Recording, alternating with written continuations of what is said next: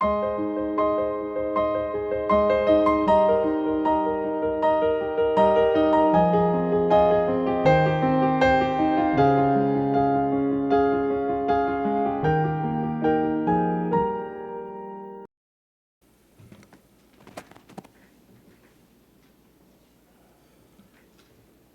check. Am I audible?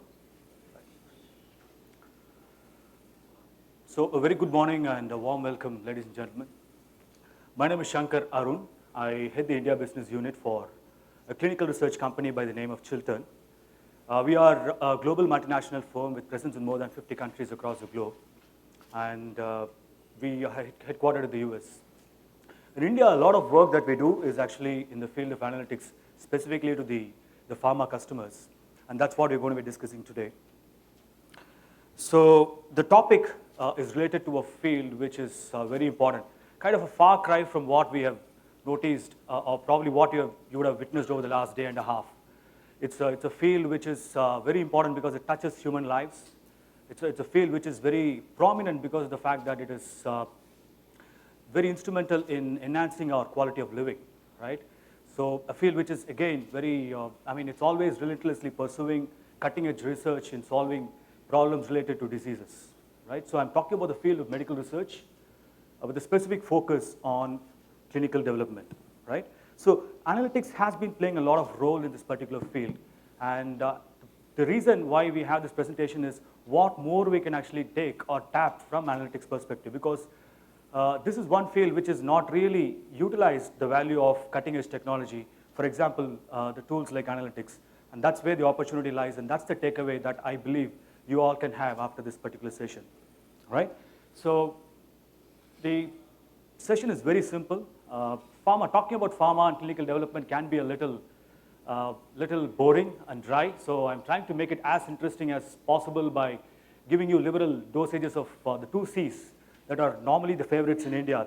The first C is cricket, and the second C is cinema. So I'll try to draw as many parallels as possible to keep us more involved and make it more interesting.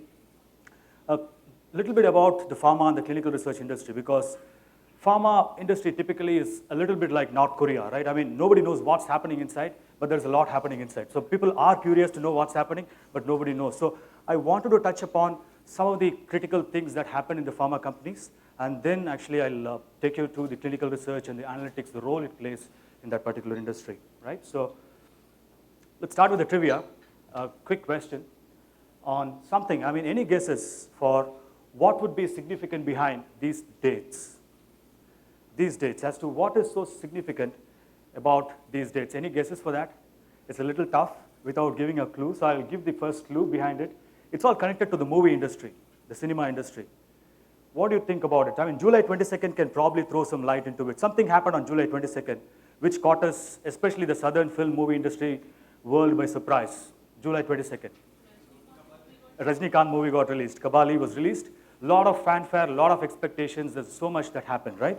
So it's all related to the release dates of blockbusters, right? The blockbuster movie industry is what we're talking about. How is it relevant to what I'm talking about today? You might be actually having this feeling in your mind. There's a big analogy between the movie industry and the pharma industry. Both of them actually rely on blockbusters to survive, right? Just like you have a movie industry where a blockbuster comes once in a while to save the entire industry's revenue, we have blockbuster drugs in pharma industry, right? So what is so similar between them? There are three parameters that actually make them similar. The first is the hype around it. So we all know the hype around Kabali, right? Everybody knows that very well. And same is the case with the blockbuster drug. The investors, the analysts, the sponsors, the CEOs, everybody wants to know when the blockbuster drug is going to be launched. Second one, there's a lot of money involved. So the production costs are actually soaring up for a blockbuster movie. It is much, much higher in a blockbuster drug. Today, a blockbuster drug can actually cost anywhere between $4 billion to $12 billion to launch, right? So that is the amount of money that you pour in, right? And the money is also, the stakes involved are also pretty high. You can actually get a lot more out of it too, right? You're talking about a 100 crore club right now, right? Or a 200 crore or 300 crore club in the blockbuster movies. We have our own versions of that. $1 billion to $12 billion per annum can be earned as revenue as part of a blockbuster drug. Some of the blockbusters that we've seen are earning $12 billion per annum, but you have to hit the jackpot for that. Third one it takes a lot of time. It takes a lot of time. So blockbuster drugs typically take anywhere between 6 to 12 years to get launched. So that is the amount of time that you have to wait to launch a blockbuster drug. Now, but there is one thing that is different between the two. I'll park it for the time being. I'm not going to talk about it at this point in time. We can probably talk about it later to see how attentive we are towards the end of the session, right? So let's move on to the next one. A very quick glimpse into what the value chain is in pharma. All that we do is we discover the molecules in the labs, which is called the discover phase. Then we get into the development phase, which is actually the clinical trial phase, which is what we're going to be talking about today. Our focus is going to be more on how analytics is actually playing a role in the clinical trial and development field. After that, it's all about manufacturing and sales. Normally, you would have seen all those things happening in your regular industry too. So it's exactly the same as that. For every hero to be born, there should be a villain, right? So the villain for our clinical research is actually what we're going to be talking about. One more slide on that. A lot more villains here. I mean, it's not just one villain that we have to tackle, a lot more villains to tackle. The semiconductor industry typically goes by the law called as Moore's law, wherein the number of transistors that you need to actually embed in a chip kind of increases by twice its every 2 years. That's the level of R&D productivity that the semiconductor industry is actually doing. So it's a graph which goes up.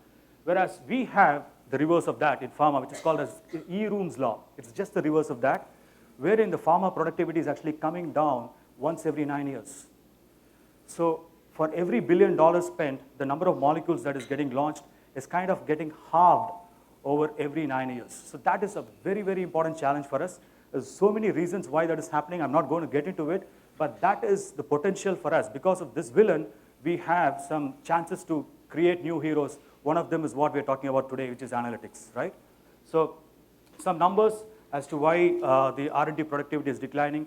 Way back in 1980s, we used to have, for every one drug that goes into clinical development phase, every 5 drugs that goes into clinical development phase, there's one drug that becomes a blockbuster. But now, in 2010s, it is for every 20 molecules that go into clinical development, one becomes a success. So which means you need to actually put in a lot more effort, and you have to get a lot more value for your money, right? And that's where the expectations from analytics comes into picture. So this is the Olympic theme, Citius, Altius, and Fortius. So what it means is faster, higher, and stronger. So the expectations from analytics is that you are able to get into a faster drug development and higher cost reductions and stronger quality outcomes. Time, cost, quality.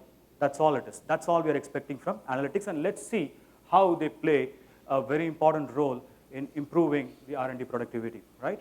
So this is taking us to the role of business analytics in clinical research.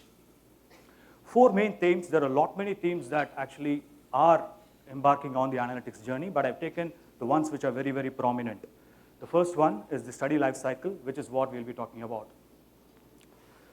Now, when you're talking about analytics in the field of clinical research, you cannot skip the topic without introduction of statistics. Statistics is the lifeblood behind the clinical research field. A lot of what we do is actually because of statistics. So statistical techniques, we've been using it for the last 30 to 40 years. So let me start with a loosener again, I mean, like a joke kind of a thing. So it's similar to, I mean, it's a story about 3 men in a hot air balloon, right? So it's similar to the 3 men in a boat, Jerome's story, which many of you might be really familiar with. So these 3 men happen to go in a hot air balloon. So it so happens that they lose their way over top of a valley, and one of them tries to actually find a way out. So he bends down, leans down, and shouts, saying, "Hello, where are we?" Right? He starts shouting. And he waits for a response to come. So there's no response coming in. So 15 minutes later, there's a response that comes, saying, from down below, saying that, "Hello, you're lost." Now, hearing this, one of the persons on the hot air balloon, he says, "That voice must be belonging to a statistician." Now, the others are puzzled. I mean, what do you mean? I mean, how are you saying that it's actually coming from a statistician? There must be some reasons for that. Now, this guy confidently says, there are 3 reasons why I feel that this is actually coming from a statistician. Reason number 1, his answer was absolutely correct. We are lost. Reason number 2, he took a lot of time to respond, right? And reason number 3, that's the killer. He says, the answer that he gave was absolutely useless for us, right? So Jokes apart, this is exactly the opposite scenario that we feel from statistics. Statistics plays a very, very important role. I don't want to make it a, a joke. It's a much more serious thing that statistics delivers to the field of clinical research, right? And that's what we'll see here. To understand what role statistics plays, we have to understand what a study development life cycle is all about. A typical clinical trial has 3 stages, and the 3 stages are similar to an IPL match, right? You can just draw a parallel to an IPL match. So an IPL match typically has a pre-match kind of a toss and the ceremony where the players practice and a lot of things happen during that time. So that is similar to a study planning stage where we plan for a clinical trial. That happens as the first phase, phase 1. Phase 2 is when the actual match happens. The IPL match gets started and we start seeing the players bat and ball. Similarly, we have the study conduct or the trial conduct where the trial gets executed. The third one is the post-match conference or post-match analysis where you try to find out what went right and what went wrong. We do a similar thing called as post-study analysis where we try to determine whether the drug is effective or not. The whole concept is based on hypothesis testing. So let's take an example of, say, a crocin or a Calpol we are trying to take for a headache. Now, how do I prove that crocin really solves your headache or not? So the whole assumption is actually embedded on the concept of hypothesis. We try to see whether the crocin is worked or not by checking whether the alternative hypothesis is actually working or not. I hope many of you are familiar with the concepts of null hypothesis and alternate hypothesis. So this is all that we're trying to do for 10 years or more than that, right? That's the essence of a clinical trial experiment. We're trying to gather data and see whether your p-value is less than 0.05 or whatever the confidence interval is. So how is it that analytics is playing a role? Like I said, statistics, very important. Apart from that, the study planning exercises, we need to actually draw inferences from a sample. All that we're doing in a clinical experiment is we're trying to give this drug to a particular group of people, and if it works, we're trying to extrapolate and see whether the entire population, it works or not. That's the essence behind the concept of clinical trials. So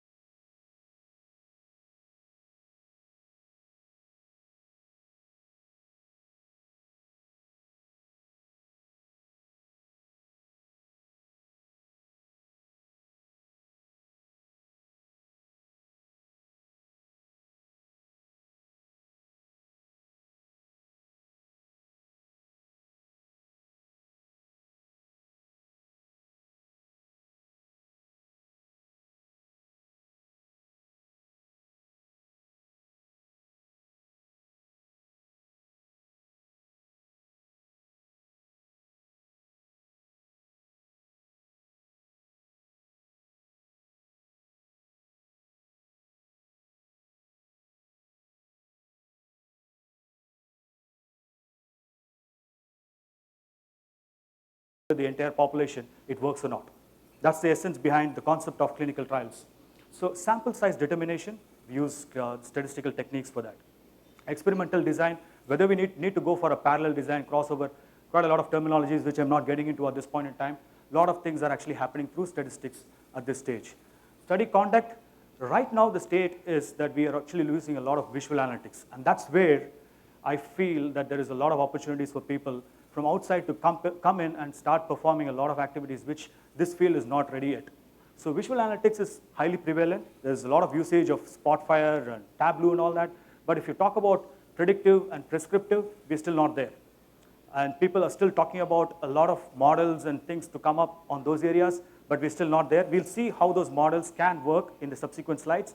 But as of now, the opportunities are very high on these areas when it comes to clinical research. Visual analytics, site performance.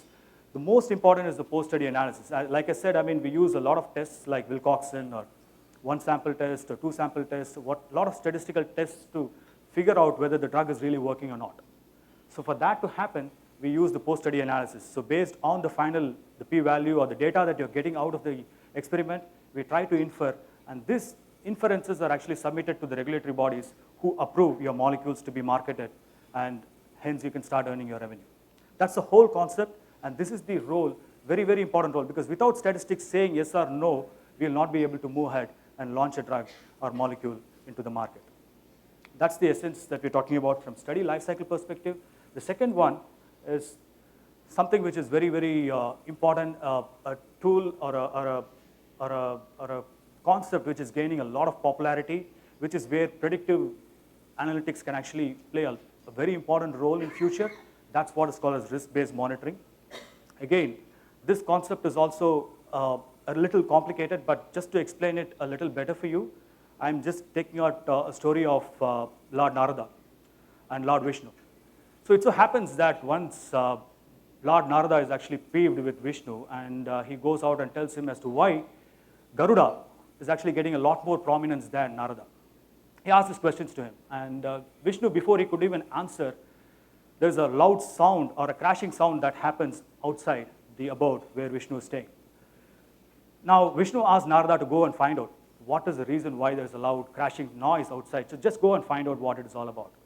Narada goes and comes back and says, there is a milkmaid who fell down, and that's why you heard this noise. Now, Vishnu asks, so what's her name? Narada has no answer. So he goes out, again comes back and says, her name is Sharada. Now, Vishnu asks one more question. He says, why did she fall down?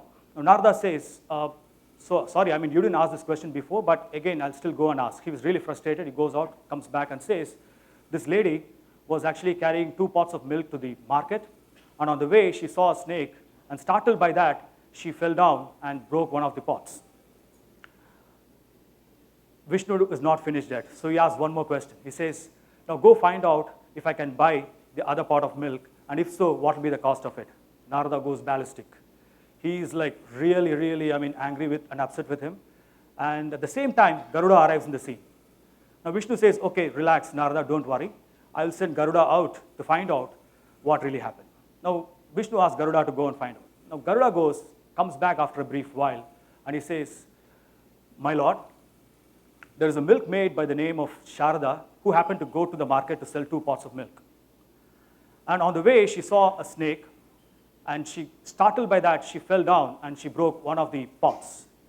The other pot is still remaining with her.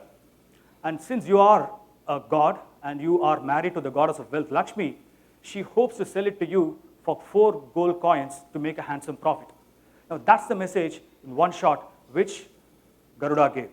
So this is actually a difference between how being proactive and reactive is all about. Now, Garuda's style of functioning was more proactive. He understood what his leader or his boss or his customer wanted. He was able to do it. But at the same time, in the case of Narada, he was waiting for everything to be ordered and then reactive. He was more reactive in nature. And that's essentially the concept of risk-based monitoring. How is it actually different? The traditional monitoring methodology, monitor means that clinical trials typically happen in different sites. We call them sites. Sites are nothing but hospitals where doctors administer the drugs and check whether the drug is effective or not. That's what is called a site. Now, Typically, pharma companies conduct these trials in multiple sites, and they try to evaluate whether the drug is safe or not. Now, while doing that, they also need to have a proper checks and balances to ensure that the trials are happening properly or not. And that is what they call as monitoring. And risk-based monitoring is a paradigm where we're trying to make it more proactive in nature. The approach is going to be more proactive in nature. The traditional methods or resources are actually allocated equally across all the sites, but the RBM methodology is about making it more dynamic in nature based on which sites are more risky and which sites are less risky. So if it's less risky, you allocate lesser resources, and if it's more risky, you actually put more resources in this. So that is all done through analytics, visual analytics, and predictive. So here, there is a chance for us to actually look at it more from predictive perspective too. How do I look at it from predictive angle? Currently, the model that we are doing is we gather the site risks, which are classified under three broad categories, which I mentioned before: time, cost, and quality. For example, from time perspective, you collect metrics from different sites which are related to the time taken to collect, the data entry, from data entry to the initial monitoring, or the time that is taken from the closed queries to the open queries, right? So these are all certain metrics that we collect from time perspective. From quality perspective, we also collect a lot of metrics from sites which are similar to like number of protocol deviations. So protocol is a very, very important. It's like the Bible of a clinical trial. Everything that needs to happen in a clinical trial is defined in a protocol. So if there is a deviation that a trial site takes against a protocol, that needs to be recorded, and that becomes a quality issue. So we need to track that. So these metrics are actually collected at the time, cost, and quality level, and we report it to the central analytics, the group, which finally puts in more of all these dashboards and ensures that people are, the relevant stakeholders are able to access those dashboards and take relevant actions. Now, whatever I said right now is more descriptive in nature, right? But there is a component of predictive analytics which is emerging, which is an emerging trend that is coming in RBM. Still not there. The companies are struggling to get into this space, and that is where we are talking about machine learning and the concepts of supervised and unsupervised learning. Again, the concept is still new. What we are trying to do is, we're trying to gather, for every site, we are trying to gather information about the various attributes. What are the attributes that can define the success of a site?